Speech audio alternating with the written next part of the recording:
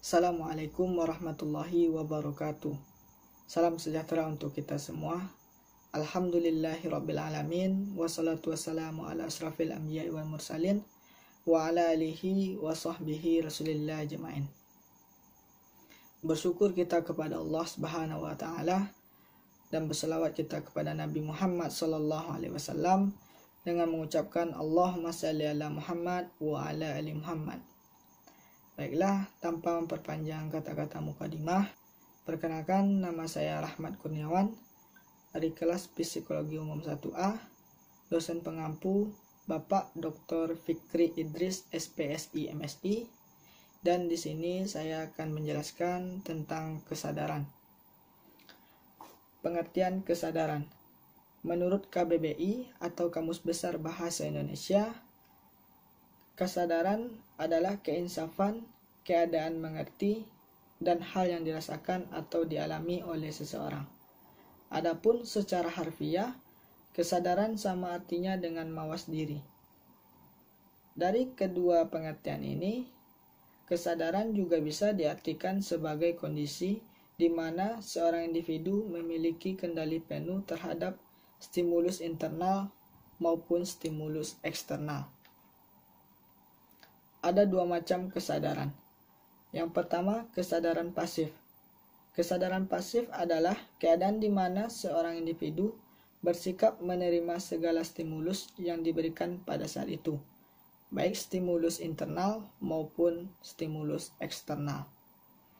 Yang kedua, kesadaran aktif. Kesadaran aktif adalah kondisi di mana seseorang menitik beratkan pada inisiatif dan mencari dan dapat menyeleksi stimulus-stimulus yang diberikan. Teori kesadaran. Menurut Goleman, ada 3 poin utama dalam kesadaran. Poin yang pertama, mengenali emosi. Orang dengan kemampuan ini akan mengalami beberapa hal. Yang pertama, mengetahui makna emosi yang sedang mereka rasakan dan mengapa itu terjadi. Yang kedua, menyadari keterkaitan antara perasaan mereka dengan yang mereka pikirkan. Yang ketiga, mengetahui bagaimana perasaan mereka mempengaruhi kinerja. Dan yang keempat, mempunyai kesadaran yang menjadi sebagai pedoman dirinya. Poin yang kedua, pengakuan diri yang akurat, mengetahui sumber daya batiniah dan kemampuan. Orang dengan kemampuan ini akan mengalami 1. Sadar tentang kekuatan-kekuatan dan kelemahan-kelemahannya. Yang kedua, menyempatkan diri untuk merenung atau belajar dari pengalaman. Yang ketiga, mampu menunjukkan rasa humor.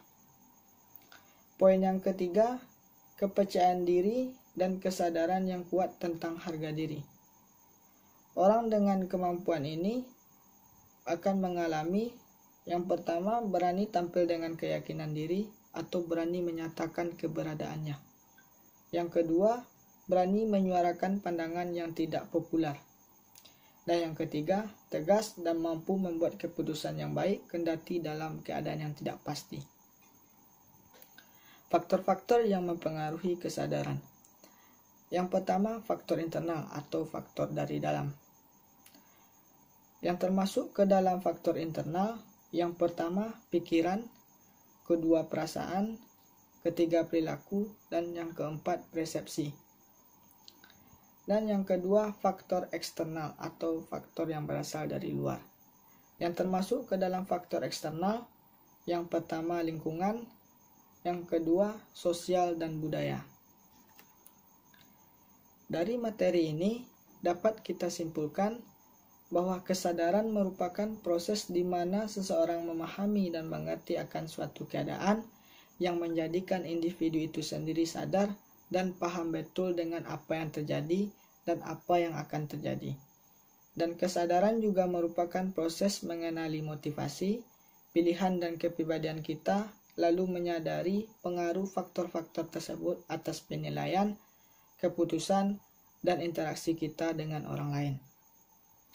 Baiklah, sekian penjelasan materi tentang kesadaran. Semoga bermanfaat dan dapat dipahami. Mohon maaf jika terdapat kesalahan dalam pengucapan kata atau kalimat. Assalamualaikum warahmatullahi wabarakatuh.